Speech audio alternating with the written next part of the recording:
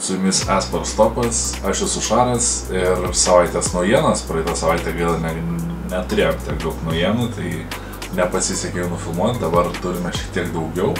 Ir jo, žiūrim, kur čia kaip viskas vyksta eSporto pasaulyje.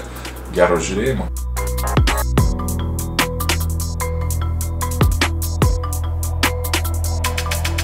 CS:GO pasaulis kol kas verda pasaulio čempionato ritmu, Majorų, kuris vyksta Šanchajuje, ir jau praeitą savaitę pasibaigė openingas viso Majoro.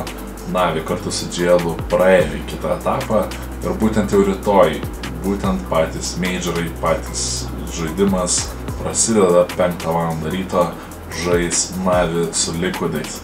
Taip pat turėsime ir Jitsu prieš Mongolus, Vitality prieš Gamer Legion, Spiritai prieš Furiją, Mauzai prieš Painus, FaZe'as su Wildcard, Heroic prieš Bigą, 3D Max prieš Mibr.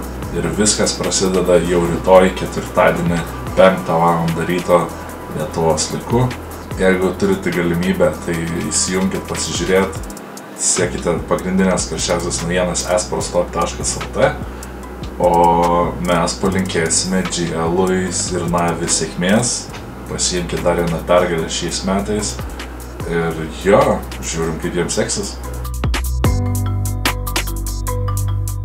Valoranto pasaulyje kol kas šiek tiek irgi ramumo, buvo vienintelis koks renginys, tai Red Bull Homeground turnyras, kuriame gaila heretikai dėl žaidėjo sveikatos būklės nebegalėjo tęsti turnyro ir būtent pasidavė heretikai prieš Foot eSports ir liko 5 visoje turnyrinė lentelėje, o patį turnyrą nugalėjo būtent T1 ekipa. Abu broliai šiaip tai šį sekmadienį praleido Čestovo renginyje atgal Šūlėn, kur labai smagiai prisiminė visi mokyklos laikus ir bandė išsiaiškinti, kuris dabar baigęs mokyklą yra pats protingiausias. Tai labai smagus renginys, labai buvo smagu stebėti jį, lauksime kitų serijų. Pirmadienis buvo nuostabi diena, nes Richardas Lukaševičius šventęs savo gimtadienį, tai labai sveikiname jį, didžiausi linkėjimai nuo mūsų, sėkmės Valorant pasaulyje ir gero gimtadienio.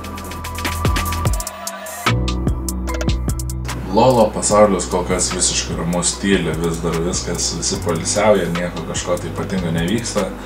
LoL'as sukasi tik tais aplink Arkane'ą ir daugiau nieko kažko ypatingo nevyksta. Labai žmonės skundžiasi tik tais naujuoju Jinx'as skinu, kuris yra jau luxury versija, kur vertas $250. O kuo jis toks ypatingas, Arkane'o stiliaus jisai yra, kažko tai ypatingo jame tikrai nieko nėra, turi 3 fazes, kurios viena nuo kitos skiriasi tik spalva ant ginklo ir tai iš toli žaidimo metu nelabai pastebi, o tai dėl to labai žmonės pyksta, kad 250 € ir gauni tik tiek. Atrodo, Ahri jau tas Legendary skinas yra žymiai vertingesnis ir įdomesnis ir visoks kitoks, o čia tokį paprastą išleido.